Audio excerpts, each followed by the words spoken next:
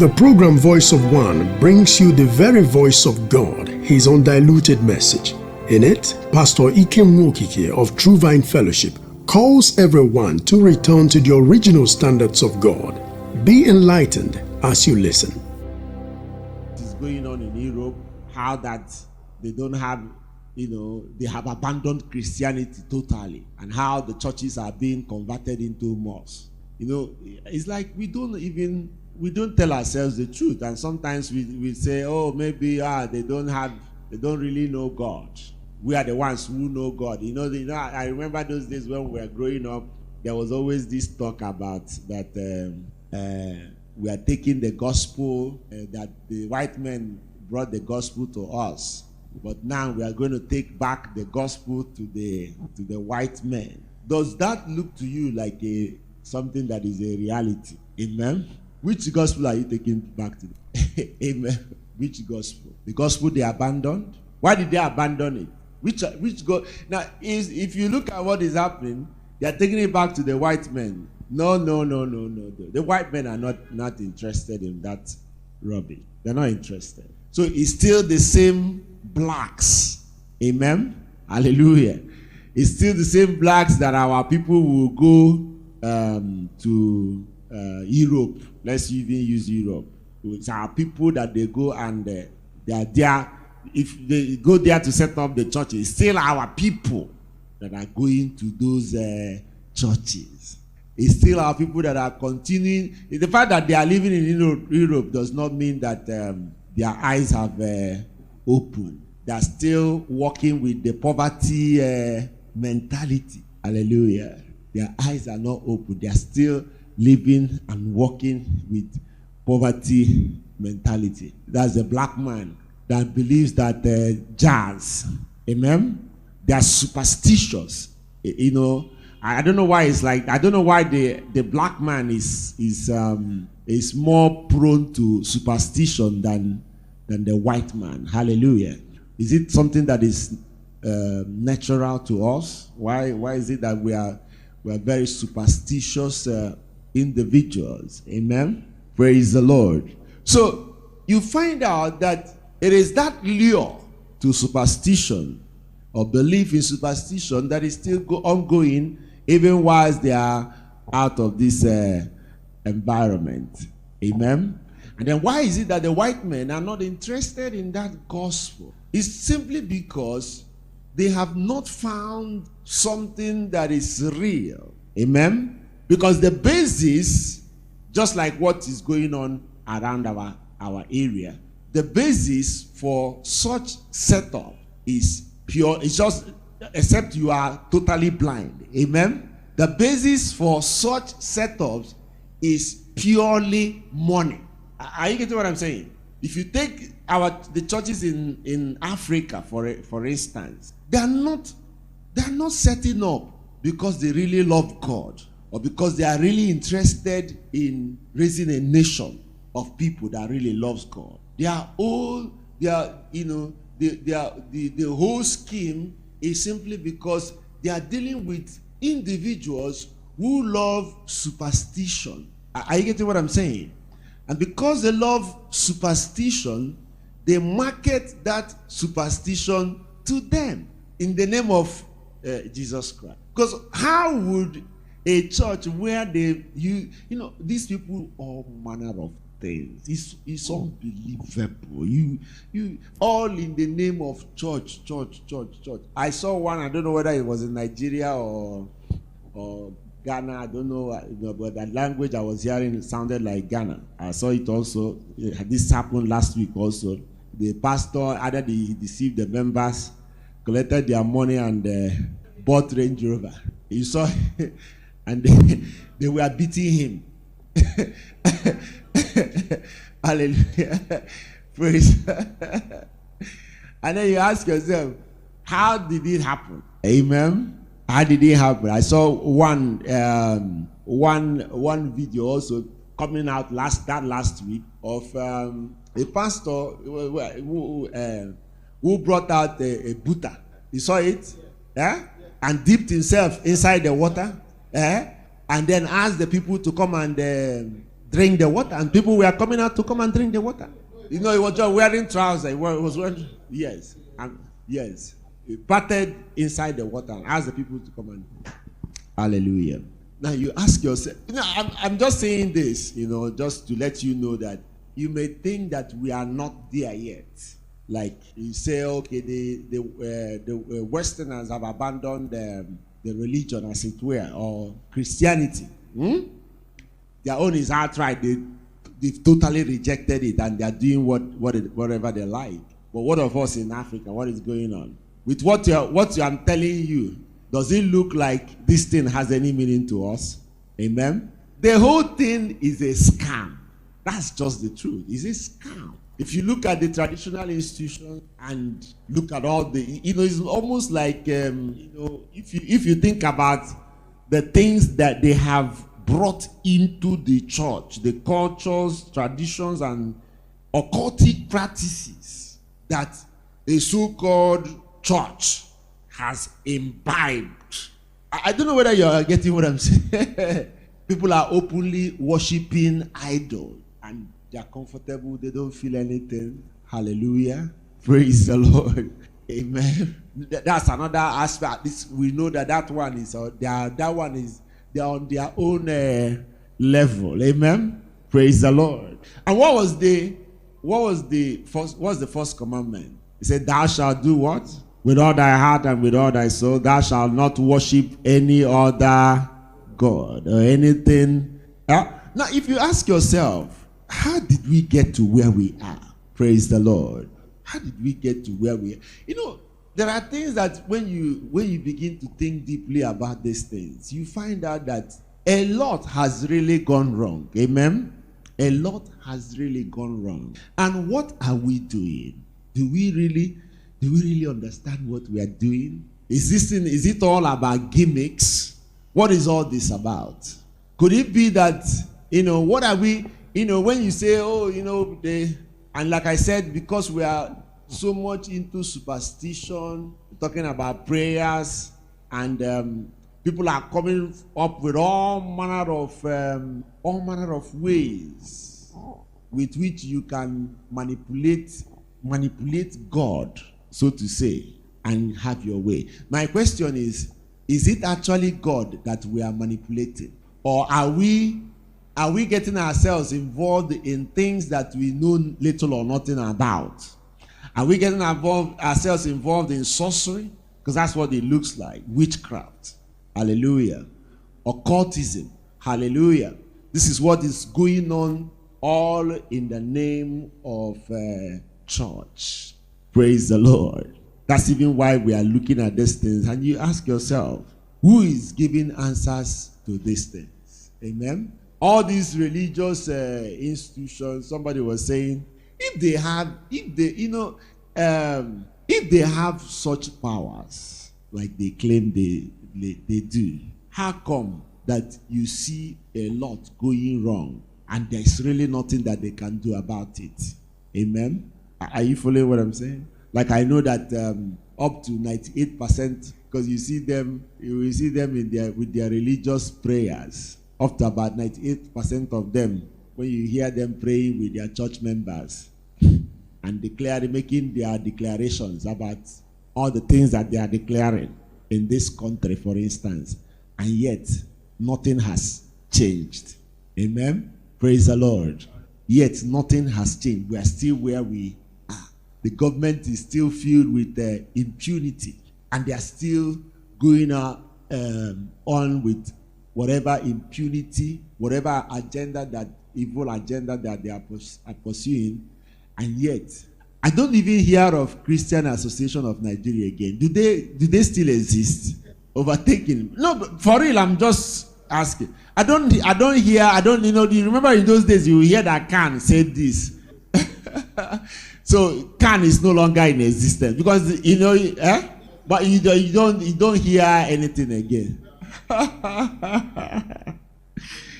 Oh God, have mercy. Taking sides with God or taking sides with man.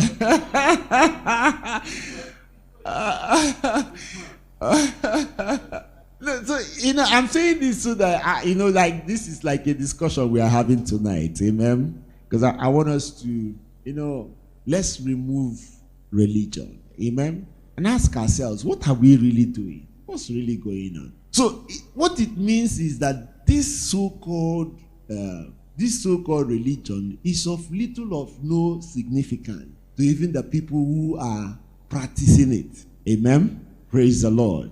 It means that the people who claim, there's something that I was thinking about. Jesus said, he said, let your light so shine before men that they may see your good works and glorify your Father which is in heaven. Amen. Let your light so shine before men that they may see your good works and glorify your Father which is in heaven. Hallelujah.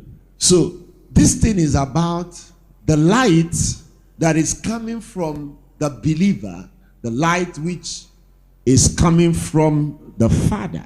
Amen. The light which comes from the Father into the life of the believer. And that light is what now imparts the life of the people in the world. Amen. Praise. I don't know whether I'm making any sense. Hallelujah. The light from the Father is received by the believer. That light from the Father is supposed to impart the people of the world. Amen. Is it what is happening today? And in the place of that light being impacted or impacting the people of the world, what is happening? How are we trying to impact the world today? Amen. Praise the Lord. There's this popular actress. According to her, she was attacked by gunmen. They shot bullets into her. And there is a raging argument. She showed herself with the wounds and all that. But people are saying that nothing happened, that's a lie. Amen? Then hear her.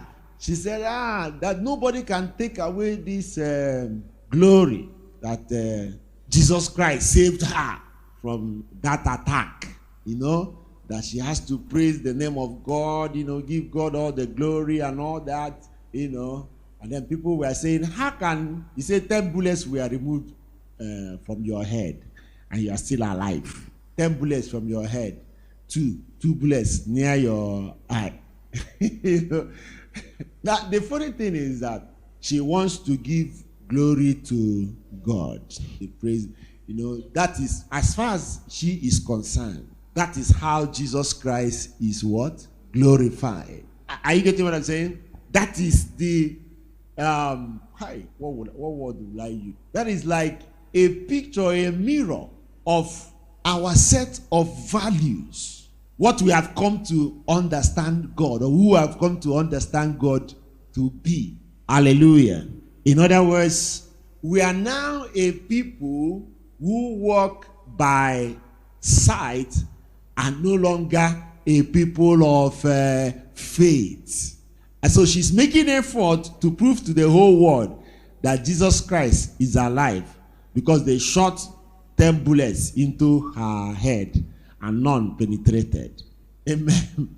I don't know whether you're getting the gist. That's not what Jesus was saying when he said, let your light so shine before men that they may see your good works and glorify your Father which is in heaven. Amen. That's not the impact. That's not what Jesus is looking. People who end up, listen, people who end up with God following after such miracles. Hallelujah. Never, find it difficult to actually have a relationship with God. You know why? Because they are coming to God with a wrong mindset. Are you getting what I'm saying?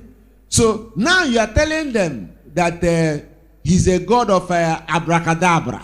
Amen? That means that you are following him because you want the same what? Abracadabra. Am I making any sense? In other words, you are not following him because you are interested in knowing him or having a relationship with him. You are following him because you are interested in the same abracadabra that some other person is telling you that is capable of. You want it to be replicated in your own life. Look at the nation of Israel. The Bible says that out of all the people that came out from Egypt, only Joshua and Caleb, they were the ones who entered the promised land. All the others that came out from Egypt, all of them were wiped out in the wilderness. How did that happen? Amen. Praise the Lord. How did that happen that they were wiped out in the wilderness? It was simply because the Bible said, of all the people that came out from Egypt, it said only Moses had knew the ways of God. He said the others knew only the arts of God. They were interested in just the arts. Amen. They were interested in just the arts. And only the two people, Joshua and Caleb, because they were close to Moses. They were closely following in the footsteps of Moses, who was walking in the ways of God. Are you getting what I'm saying? You could see that they were the only two people that entered the promised land. And what do you think that is happening today? Jesus said, as it was in the days of Noah, so it will be in the days of the Son of Man. Amen? So people were eating, drinking, and whining, and doing all that, and the Son of Man came. Now listen. He said, wide is the path that leads to destruction. He said, narrow is the path that leads to life. Only few will do what? Will find it. Let me tell you something. He said, as it was in the days of Noah, so it is going to be now. The people who will locate God, the people who will find eternal rest with Him, are those who understand the ways of God, not the miracle seekers. Are you hearing what I'm saying? Not the miracle seekers. Yes. Jesus said, depart from me, ye workers of iniquity. I don't know you. If you are bonding with God on the basis of miracle, you are not going to go far. Are you hearing what I'm saying? It is relationship. That's what it is. And from the examples that you are seeing, do you know why? Do you know what? You know, people with, I don't know whether we are reading our Mama's Bible, Kaina. Do you know God?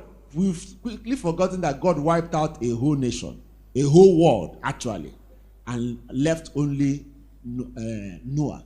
Why do you think God left Noah? Why do you think God left Noah? Because of the relationship. And why did God destroy the first world? On Sunday, we're going to go get a little deeper into this. Why did God destroy the first world? Why was it that it was only Noah that survived the first world? The same pattern goes on again.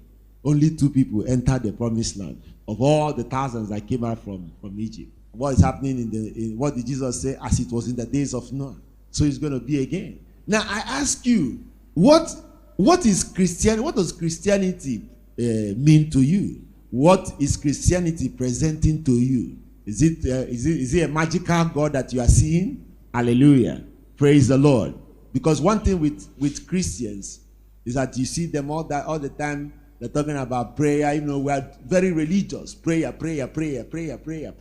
Who are we praying? Who is the one? I told us that when you don't understand how this world functions, I said this on Sunday, there are forces of evil, whether you believe, it doesn't matter whether you believe it or not. There are forces of evil and there are forces of good. Are you getting what I'm saying? Now, the reason why God gave us His Torah is to put us on the side. That is the main reason why we have that's the main reason why God gave man the Torah. Remember, let me give you an instance again. After that, God destroyed the world, the first world. Remember? After He destroyed the first world, and then Noah offered the sacrifice to Him. God made a covenant with Noah. Amen? And in that covenant He made with Noah, that was the first time God gave man 6 commandments. Are you hearing what I'm saying? Those 6 commandments God gave to Noah, almost all of them made it into the 10 commandments. Are you hearing what I'm saying? Why would God give Noah those commandments? Amen. Why would God give Noah? And we're going to go into this in detail on Sunday, because when you talk about, it's not just that, we need to understand certain things and how the world God created functions. Amen. Because when you understand it better, then maybe, perhaps, you are going to be more careful. Hallelujah. You're going to be more, because there's this wrong understanding. That's why if you are not seeking a relationship, you're going to have problem. Amen. You're going to have problem because there's this wrong understanding, especially in Christianity. And that's why you have a lot of people, they say they believe in God. You see them, they move from night vigil to one program or to the other. What are they looking for?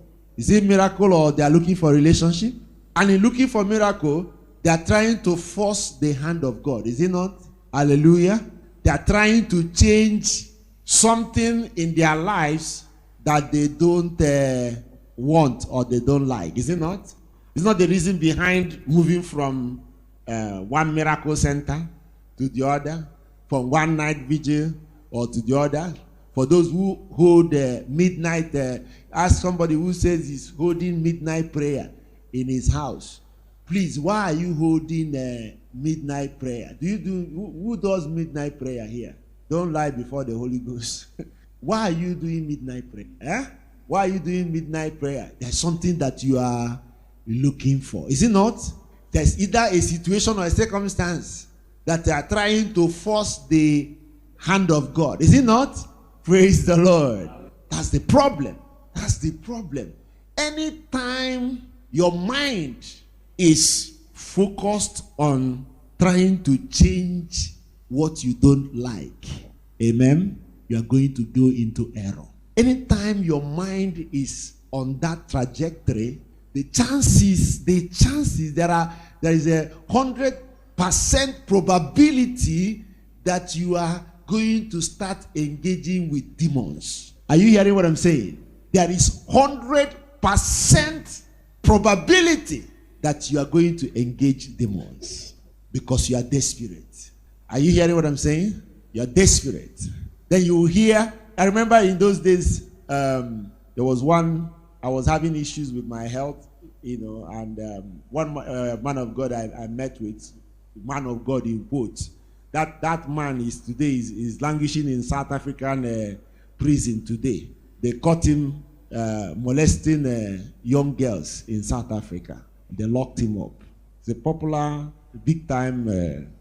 He went to South Africa and became big. What did he tell me to do? He said that I should go and I should pack my clothes. That I'm maybe probably ones that I don't wear very often. I should pack my clothes and look for somebody to give them to.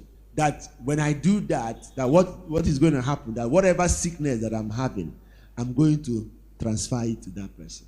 You are the one saying he's a native doctor. People do what I'm just telling. People do worse. They tell people to do worse things than that.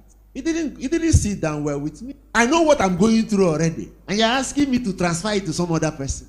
No, I've suffered a lot of misunderstanding because of my health, and when in the face of such misunderstanding, and you see people, acting funny and behaving anyhow, I will always tell them. He said, what I'm going through, I will not even pray for my enemy to pass through. Are you hearing what I'm saying? I was desperate, but not that desperate.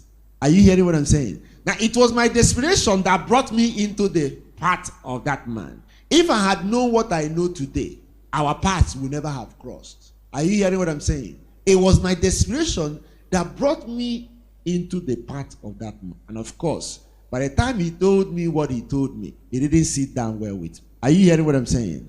At some point, I'm not going to, these things are not, we are at home, we are talking to each other. Amen? Hallelujah. At some other time, I had stories of, all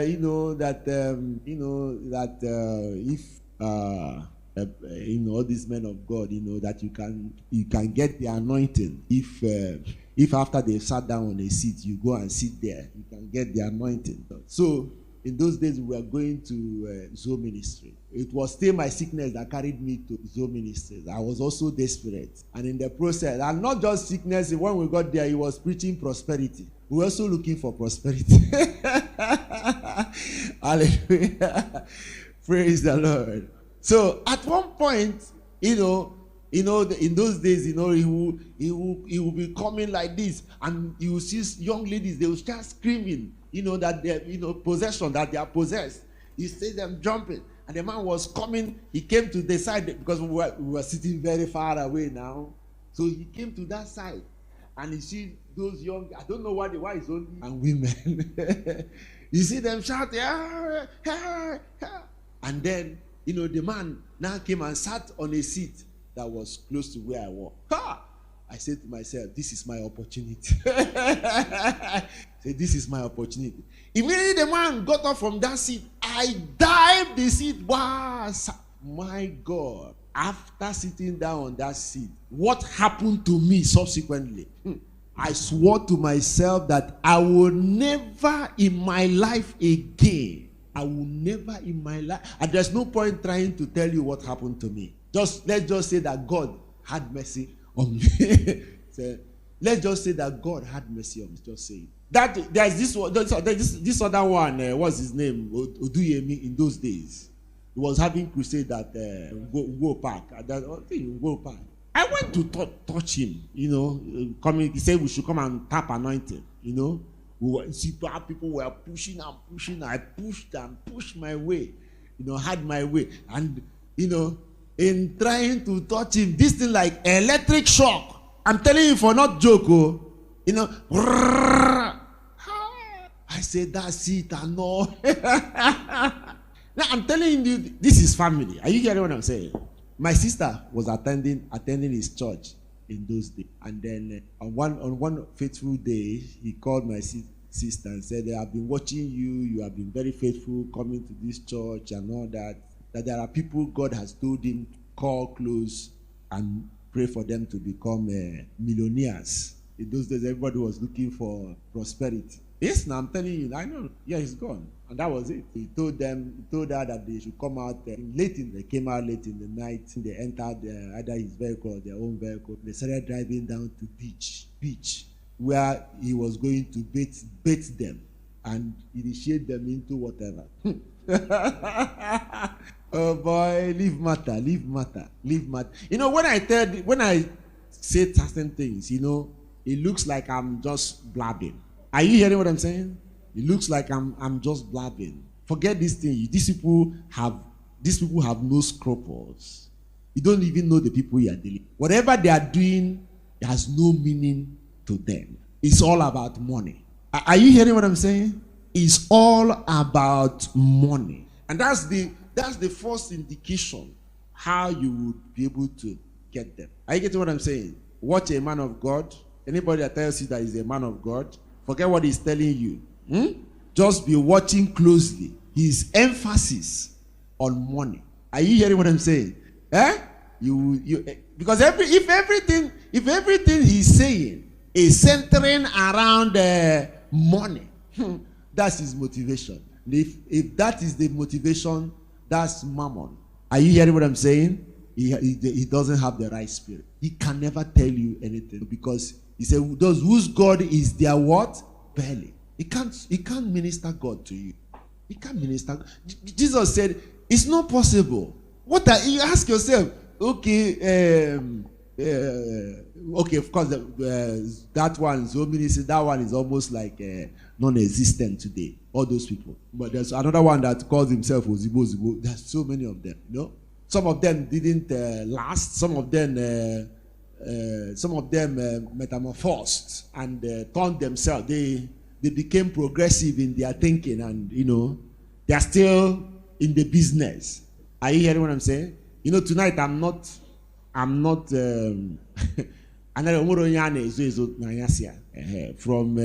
Kedafia, from Oyakilome to TB Joshua, all the same thing. Hallelujah. That one TB Joshua can't the message. There's no message. I told you there's something miracle. That's the problem. That's the problem. They are being deceived.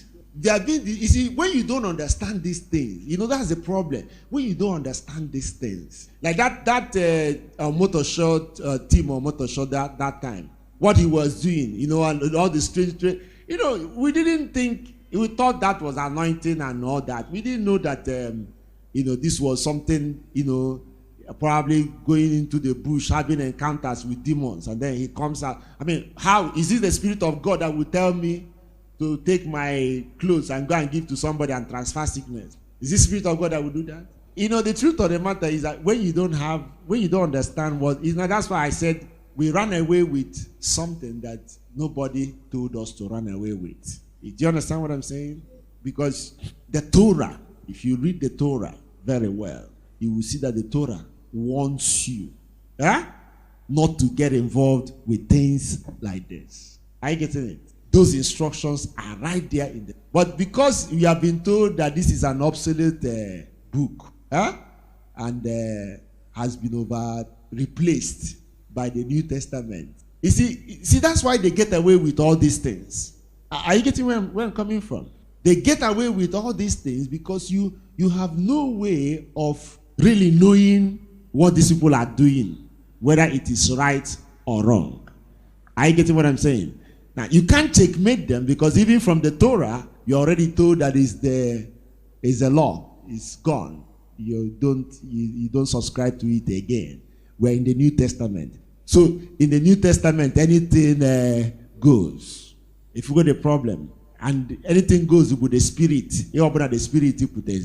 So, left, right, and center.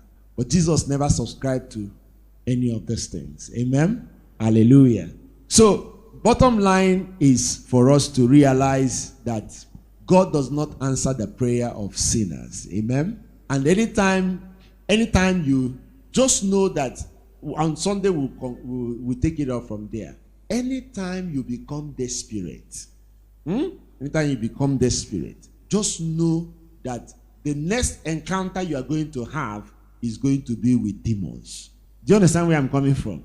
Are you following what I'm saying? Anytime you become desperate, just know that the next encounter or dealings you are going to have is going to be with demons. Because you are no longer dealing with God. Are you hearing what I'm saying? No. Because the moment you break fellowship with God, you enter the realm of demons. Once you become desperate, because you can't relate with God if you are a desperate person. Are you hearing what I'm saying? Now, the Torah, it said, "Be still and know ye that I am God." The teachings of the Torah admonishes you, no matter your situation or your condition, to remain trusting God. Are you hearing what I'm saying? In other words, whatever you are going through, what it should do to you is it should bring you to a point where you are seeking to do what? Build your relationship with God. Are you hearing what I'm saying? In other words, whatever you are going through should bring you closer to God. In other words, let's look at it, because when you say closer to God, so a lot of people still get it wrong. They think that becoming closer to God is running from one church to the other. Are you getting what I'm saying? Now, what it means to get close to God is that if you have been given 10% of your time to the study of the Torah, amen? What it means is that if you are going to get closer to God, it means that you are going to give like 20% of your time to the study of the Torah. Are you hearing what I'm saying? So in other words, whatever that you have been doing that the Torah has already prescribed, which has to do with Torah study, Torah observance, Torah performance. Are you getting what I'm saying? These are all different things. Going from the study, the observance, and the performance. In other words, you become more focused. In other words, before. Are you hearing what I'm saying? Because in the Torah, there is nothing like small ase and neku ase. Are you getting what I'm saying? As a matter of fact, in the Torah, you are told that the chances that that the ones the commandments that you are looking at as the light. Now you think that Isiasi is I'm just using that as an example. Are you hearing what I'm saying? Praise the Lord. I need you to understand where I'm coming from. Now, somebody may not, a believer, when you equal makakita, let me use an extreme case. I'm talking about when you equal makakita fornication. You say, hey, by fornication, hey! Are you getting what I'm saying? Now, when it comes to Isiasi, are you getting what I'm saying? In your own mind, fornication, no go area. Man, Isiasi is a light. That's where you're getting it wrong. If you are a Torah student, you will know now Isiasi might even be more stronger in punishment than fornication. Not saying that anyone is better. Are you hearing what I'm saying? No, in other words, what I'm saying is that in seeking to get closer to God, it means that those things in a bobu ordinary, in a way via as no very horrible. Are you getting what I'm saying? You will no longer begin to wave them again. Are you hearing what I'm saying? It means that every commandment of God, amen, as it processes through your mind, you are going to stick with it. No, you can put before you know comfortable. You know, it now contribute to, you will even be contributing to the asset. Are you getting what I'm saying? Now, having understanding now you want to get closer to God. Are you getting what I'm saying? It means that going forward, you are not going to, as a young man see, talk less of giving the asset. Are you getting where I'm coming from? That's what it means. That's how to get closer to God. In other words, what is happening to you is not just that you are trying to get involved with do's and don'ts. What it means is that you are becoming more conscious of God. Are you hearing what I'm saying? You are becoming more conscious of God. That's why you are doing now, that you are studying that. Because what really happens is that anytime a man begins to engage himself in the Torah, it attracts the presence of God. Do you understand what I'm saying? It attracts the presence of God. And now, so you understand that what I'm talking about is not religion. Now, if you come to your brother or your sister and your discussion is centered around the Torah, you also attract the presence of God, because where 2 or 3 are gathered in his name, there he is in their midst. Are you getting what I'm saying? So what it means is that you have continued that fellowship with the presence of God, even with your brethren. Are you hearing what I'm saying? That's why when I talk about you not being around or in a place where they are gossiping. Are you getting what I'm saying? Because in that place you lose fellowship. But you may not know. Are you getting what I'm saying? Anytime you are in a place and you are not sharing Torah, the presence of God is not there. Presence of God is not there. I get it. So in other words, you are not in fellowship. Do you get what I'm saying? Now, if you are sincere to yourself, you will observe that anytime you are with a friend and what you people are discussing is scriptures, by the time that friend leaves, you feel refreshed. Does it happen to you? Now, a situation where what you are not discussing has nothing to do with the Torah. And when that person, maybe even Makabuhari na Nigeria, and by the time you say bye-bye, drain. Does it happen to any one of you? That's it. I get what I'm saying. So, if these are things, we do, maybe we feel, or what anything, we are not under pressure, so to say. We're not seeking that closeness, but we should be seeking that closeness all the time. Amen? So we give room to a lot of things that rob us of fellowship.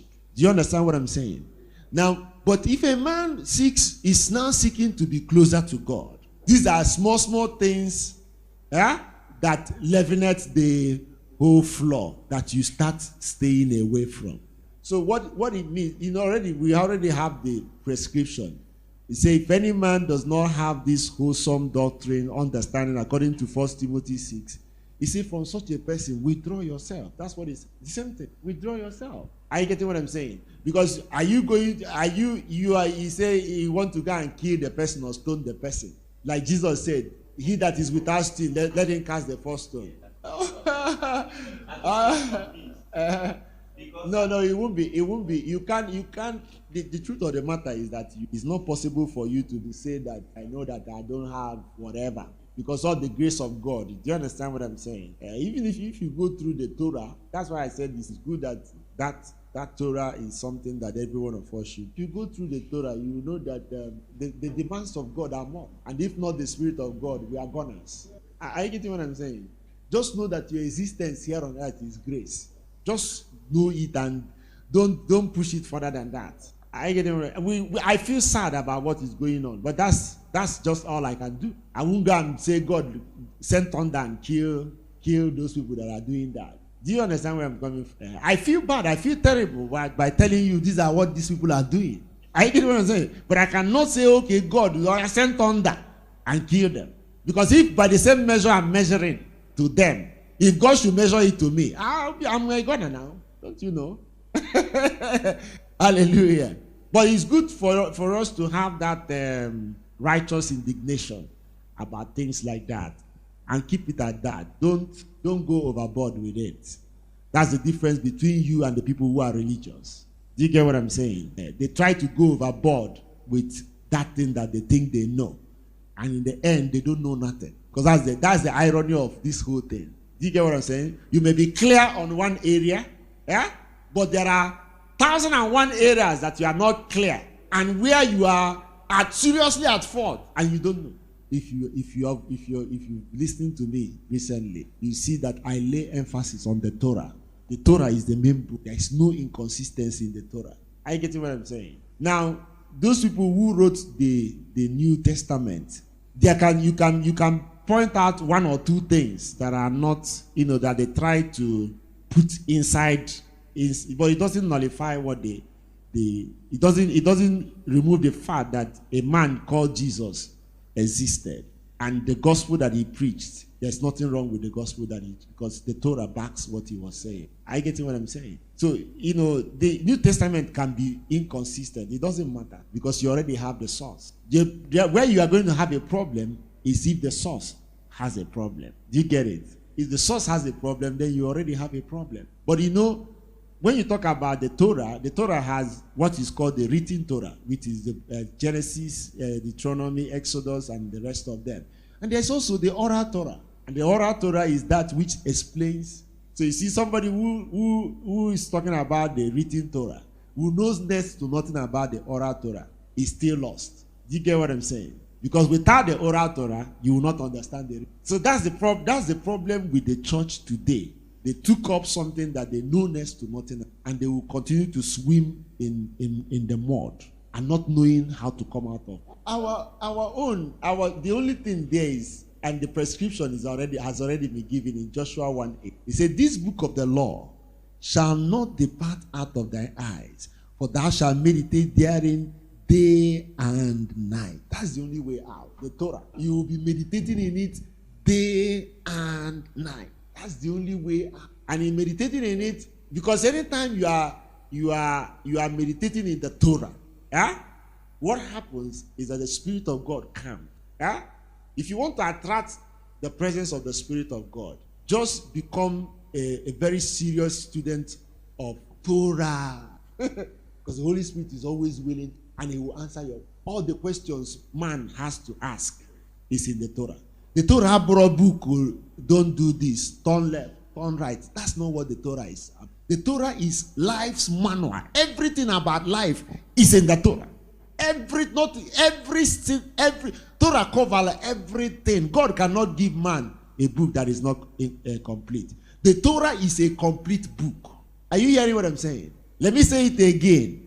the Torah is a complete book. And when I mean the Torah, I mean Genesis, Deuteronomy, Exodus, Leviticus, Numbers.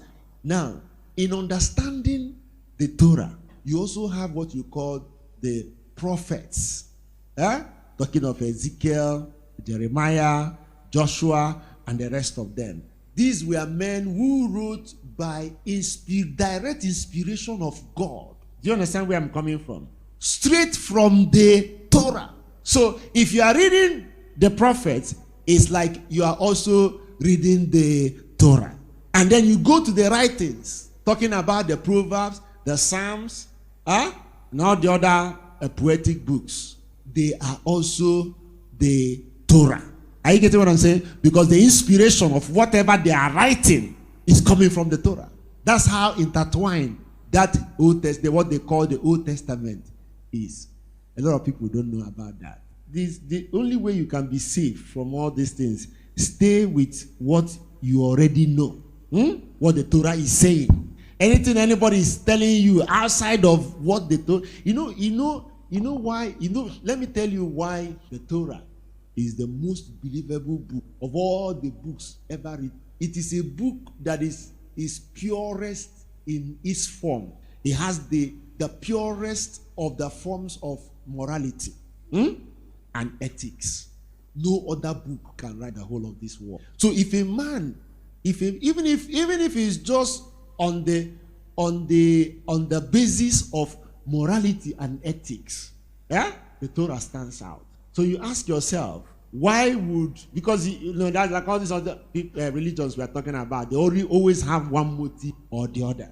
Why would that of the Torah be just about morality? No, I'm just saying, why would it just, because I'm just using that as a base. Do you understand what I'm saying? Because if you go beyond that, you will also see other religions trying to emulate what the Torah.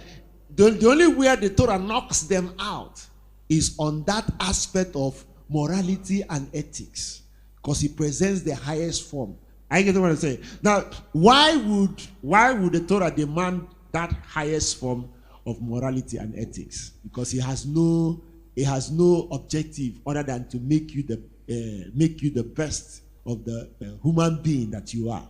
Are you getting what I'm saying? Because that's more like the highest. Because when you talk about morality and ethics, if you attain the height of what the Torah is talking about, you will be loved by all men except wicked men. Are you getting what I'm saying? Praise the Lord. So in answering your question, you find out that is why that book remains the most authentic ever written. He said, "Behold, Israel, the Lord your God is one God." How true in all of science, in all of knowledge that we have acquired till this day. How possible is it that a book that was written thousands of years ago could have predicted so rightly? Do you know the existence of man in those days?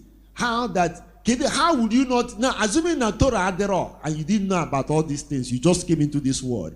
A full sun, a full moon, how will you not be worshiping those things? Are you getting what I'm saying? Because there are so many natural phenomena that you know next to nothing about. But it was the Torah that came out and declared, "Behold, Israel, the Lord thy God is one God, who is central to the control of everything." Until today, nobody has proven the Torah wrong. Voice of One is an outreach of True Vine Fellowship that meets at number 5 Edward Nnaji Park Street, New Haven, Enugu on Sunday 9 a.m., Tuesday and Thursday 5 p.m. Contact us on telephone number 0817 548 1072, 0817 548 1072, or on the web at www.truevinefellowshiponline.org for free download of our messages. We trust the Word of God has spoken to your heart.